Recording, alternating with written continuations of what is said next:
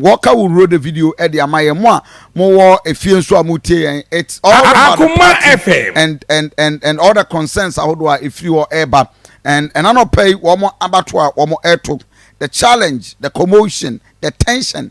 I just say APA. That is the situation, and I don't pay. With me, the situation now. The video, your course is here. Eobulu, Akwakopi, Subin Constituency, one of the polling stations.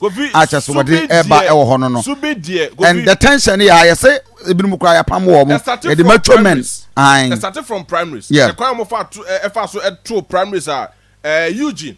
Our MPCC, a member of parliament. Side in the Muana reporter, a buyer from Akoma FM. Na Ecophobia party pay for the be actually, and a mass in the basso. And it's the same process now na Ecoso. But we near I say, MPs no don't want now person will retain your monk for mobile power. So the bay meet me influence delegates. But this is the situation. Say, Ecobani say, Omujai Emma the same and Kofona Sasokoye members and as Omokoye leaders of constituency one more. And no, more that right. And I say more said to me no to me go ahead. Eko contest for election because Omoko Melusu. And no nama see no party paying for and I said some of the MPs also. My uncle, one of the constituency aspirants, Subin. Or can one more and I'm not say or per treasure, but as we speak, commotion be akano. Ni mako bibi aboko there. Nyamiadum bibi aboko. Yes, more to aba. Na then esia nipa domne tension near the metro men. ABCG the polling stations we. Obanye metia etiefo a mutie studio yi anopay enyina Subin for MPP for mo asanteme mu nyina ye chia wo mo. Ye Subin adishye Akoma FM. Me ba cho say yeah me too pa. You kofa constituency form. Say you know corporate constituency ayi ne bi. Me kofa treasure. Ye ne ya kofa form ne ye nipa 14. And ye kofa form. Ye kofa form no ya anti wo nka biem ye vet we ye anti wo nka bio. Enu anumre 6:30 to 7 and a Jima Frey and say, Opposite will share 7:30 to 8. Ewa mankweti ya skumu ho. Ya betina skumu ho ba getting to 9 when it's a word ditch. Omo baya, o must want to buy and say Subin election or tunene. Akoma FM. Ye bisa say na ye form cry ye ni mu nhia election ho nhia ye bie no amone yaye. Na den yetime to aba no echina. Wo say ai national catch and say Subin dey want tunene. And that's okay. Election no Aboma, they got to election. I just say, we ever trouble and a polling station executive into 2 so near election, only Abu Pure de Mayen. Ya money be, or my national of my woman, ya money be. And yes, and they say, young delegates, no. A better no be but trouble, you must say, we were delegate, almost an idea, or my commerce Murray, and almost all coin. You're sorry, Yana delegates started some more for say. Akoma FM. Omakachi almost say, how much 5 bus CC, on the bus CC area. More than Tekrana, or Muhe, or will be a who say we can be. And the woman bus at my little bus at Chwomo, and the woman bus school, and the woman bar, almost a bar, Nabasa room, Nabi Yumogo, Nabasnako, sa, and I was from a phone. And he said, wow, we saw contest you, baby, on 1 o'clock. Na anope meba nimu bia wo beto aba nimu bia afon bia nka ho na anope wo akọ ma yakwa ko hunu me wo ho sia me ko ho mo pamo me masa akọ aba ai tra sentra ye pamo se den me se menya mini right accreditation kura na yen ya contest na so mo de mayen no o mo amayen enti se ye nam ho kwa wa contest bi ni wakọ na yesan pamo contest bi treasure ma tuam sika me receipt da so kura me sisi no accreditation junior accreditation na so untumi ngura ho nti ubere na akoto aba ni bi ye ma kwa wa behwe bi no abeto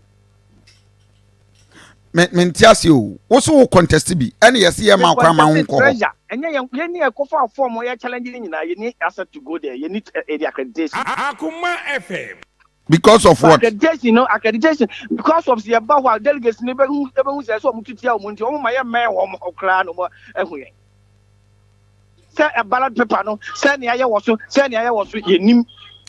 What is the party nimra? Does it mean say mran chese mamo nko ho ana? Party nimra nyina no aye kotu ni nyina ma me say wade akini di mase omo de omo asema na omo kan omo wi. Me portable. And Jima ne ye hwan? Regional rep free Jima Alan Jima wono ope regional deputy secretary no wono omo ne ye saade no. Enura ye okaye betena esu e wa ha no na wono ne MP mo mo se ba bi ye meeting. Hey, and as we speak about one koso ewo o ma twini pa ni nyina begu o afa no mo pega tent no na o ma start and ya begina ye gina kwana no ho ye ntumi nko ba bia nipa ni guo no ye gina kwana no video me hwe ye school bi mu aha ye hefa na okay kofo ba si bi na esi he yes anti we ya anti Subin he ya na o me de ka fa mo aba to aba no Subin he ya lolo na atwe mo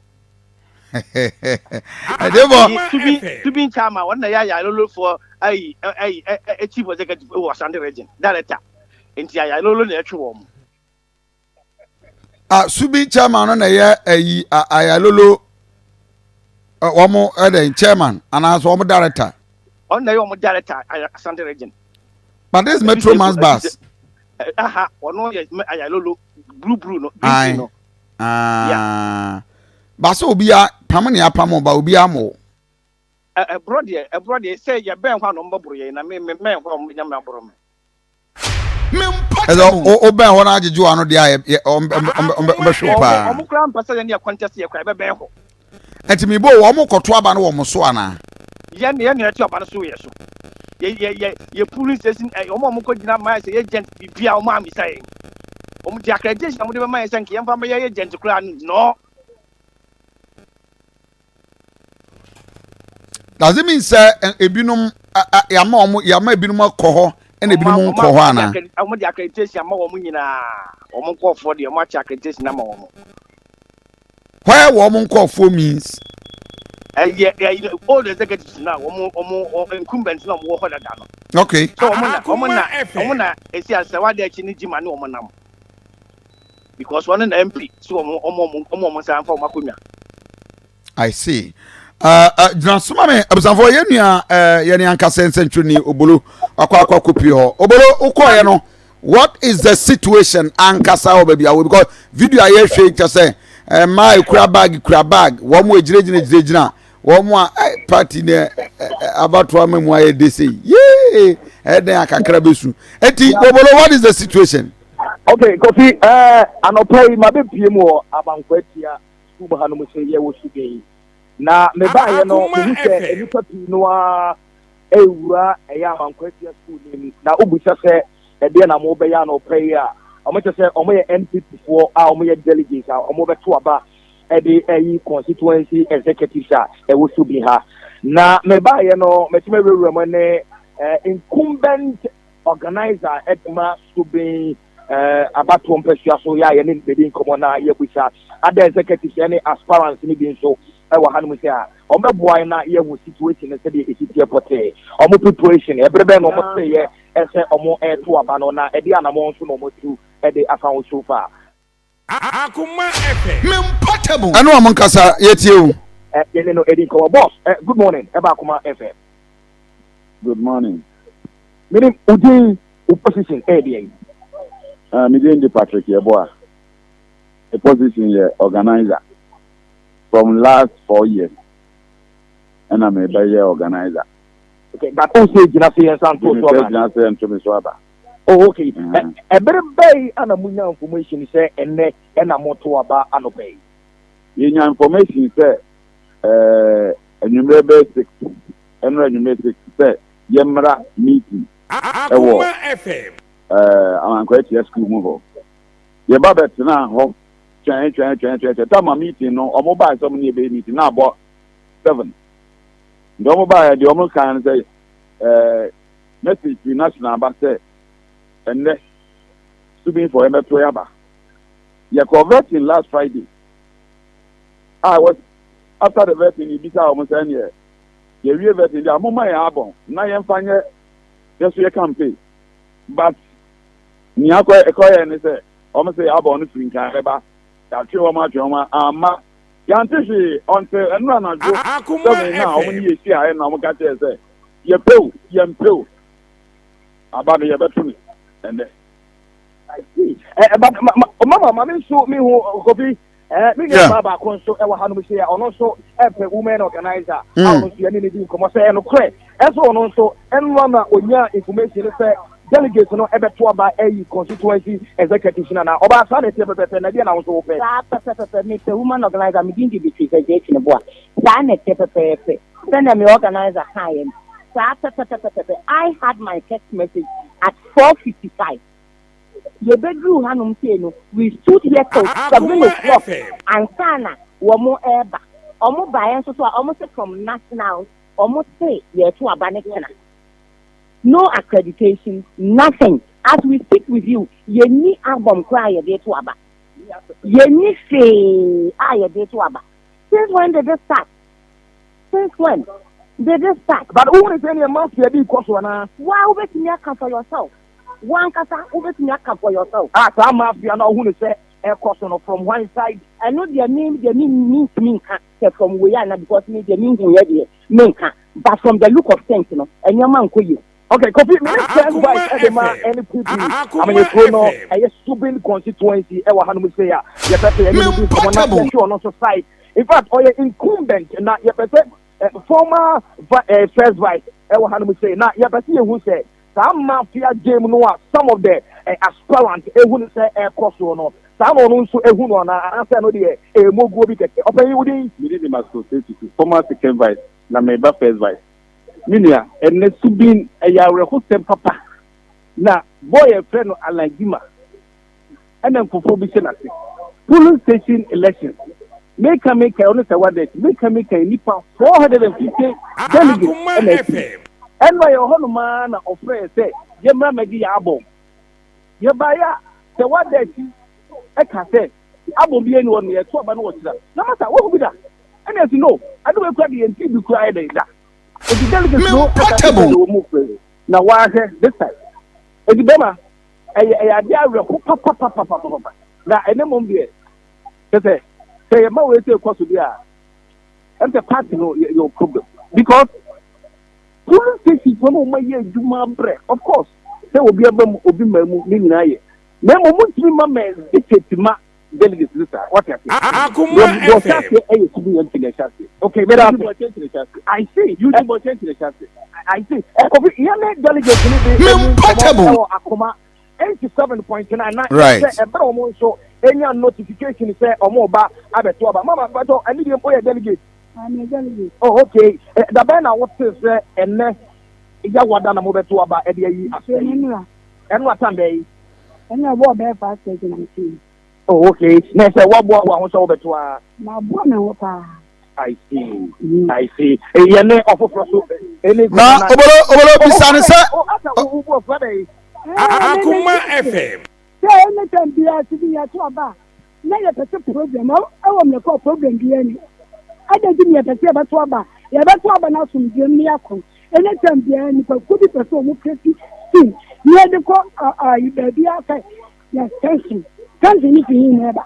What from the tension? And the portable. Yeah, some people don't protect peace. About to be yeah, thank you for no who is almost better to be let the way the Wawa dream na deka. Obolo. Bobi bisane sento no do hu ni sa abato no bibia da na kwa mu a problem bi ani mu ana. I see. My delegate since 92. My delegate since 92. No cover the American market. Oh, since 92 my delegate. 92 my delegate. I see. Kofi aspirant to be our say on no one can tell you. No, mamene nkasa. Now, mama, who ni say ebinu mo person mu gusu bi ani masia na. Who ni say ebinu mo person mu gusu bi ani masia na. Portable. And the Christian peace Akoma FM. Ba any person no person mu gusu bi ani masia. Mama, o se anu anwumre. Party na nim na wugu na so. Who see enwumre 5:30 na won saka notification. Oh baby ase party no. E wo Subin problem wo. Ezo problem bi ani. Ya ga ba to ba bra ni so ba no. Wo to ba ni wi asem ba bi no. I see. Kobi any bi mo yan share aspirant ba ko a ono no FN national coordinator e wo hanom se na o ta se ono no bibi esenebo a o be to Portable. Senior ma yan share to see e de be pa na se so bo Akoma FM. Kofi show ya lo ni o. Hey, na show dey good problem. But so I'm just only to be some. I'm not na pray a meeting. No mu kan say you better about me Sunday. Omu kan say better about Sunday na enu asewa da chi any dinner. Omu kan say the program pro directive of national budget on better about me. The program pro you know me aspirant na we contest no me nim ta so be better about me and I we better me abo single abo flower ko. Kana NPP koso. Kana be phone Akoma FM. Na show ayi mama ya ne kasa wose bibia ne ho mo na mo pesa mo create problem e wo Subin abato no e ye poko. Sabi so uko election na unya accreditation we identify delegate papa ni bisaw what that no uko election da uko election one accreditation ana album we identify delegate ni bisaw. Ba mama ya ni di komo o se bibia da na kwamu problem bia anko so. Bibia da na kwamu. Appropriate time. Ubeti anka. Jere kanu no.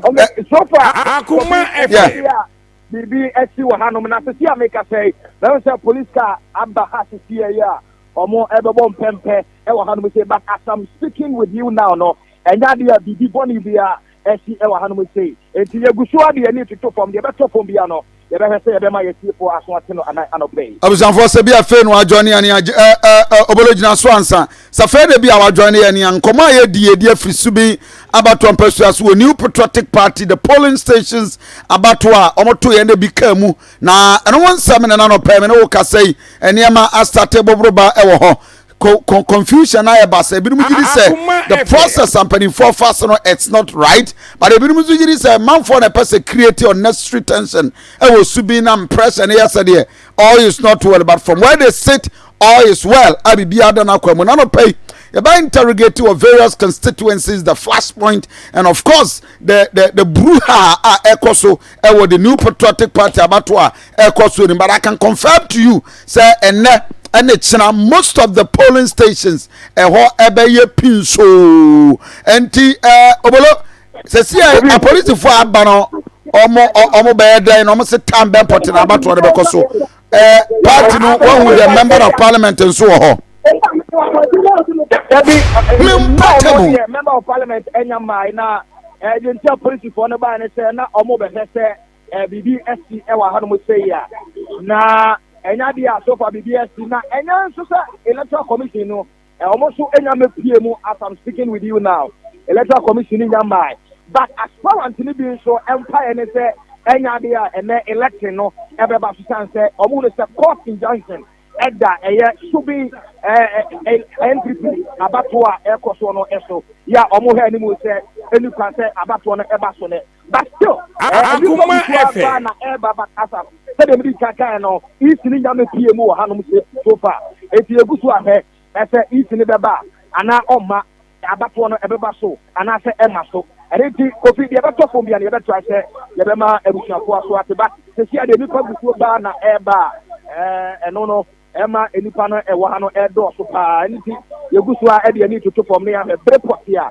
isini beba anytime potential a o mesate abato no obolo mama na wase ebusanfo that is yeni ankasa reporter obolo na motieni nka no haya Akoma 87.9 FM we kuani wafuo no ewia na eya agena fa wo do no wesan wonsam nyina si cheche enamre ye nobiem de wi anasa wo de Rainbow Agro Science Limited yen eye enura ye de siwira eye readout glycine nicotine ananthraquine target eno no wodi se brokwa no wadua ahyi wira no nko na agya bro no ho eno no no ba bia wira no select select a target wura na nko na ejai mfudie na nkasa ti anope bomodin sanso na moa na ewe udu aburo na na yakeka e de free soap insecticide bia age afuo no e de afa no wo mo enuro tatahwe ebehwe emani nyina nso atuase anope say ye fungi any of the yade moa bia ese wafuo no